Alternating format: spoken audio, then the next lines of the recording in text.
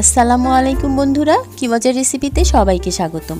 আজকে আমি তোমাদের সাথে শেয়ার করব কাঁচা টক বড়ই সারা বছর কিভাবে সংরক্ষণ করে রাখতে পারো সেই রেসিপি।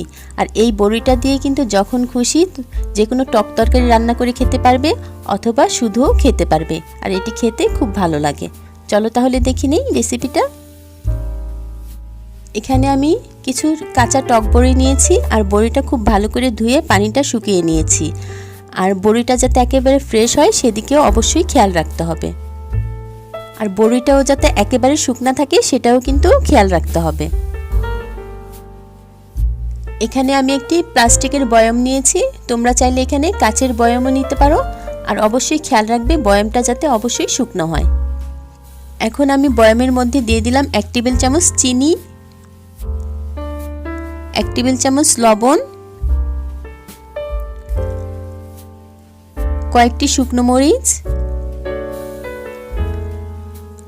আর কয়েক কোষ রসুন দিয়ে দিলাম। এখন দিয়ে দিব অর্ধেকের মতো বড়ই।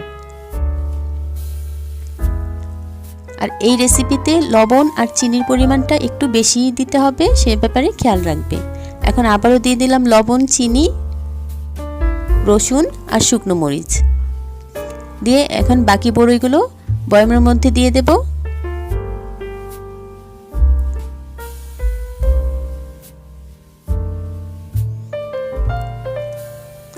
এই তো দেওয়া হয়ে গেল। এখন আবারও আমি দিয়ে দিলাম লবণ, চিনি, রসুন আর শুকনো মরিচ।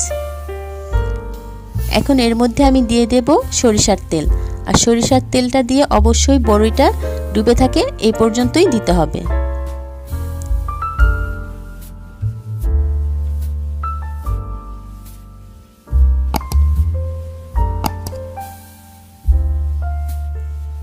আর এই বয়ামটা অবশ্যই কিছুদিন পর পর রোদে শুকোতে দিতে হবে।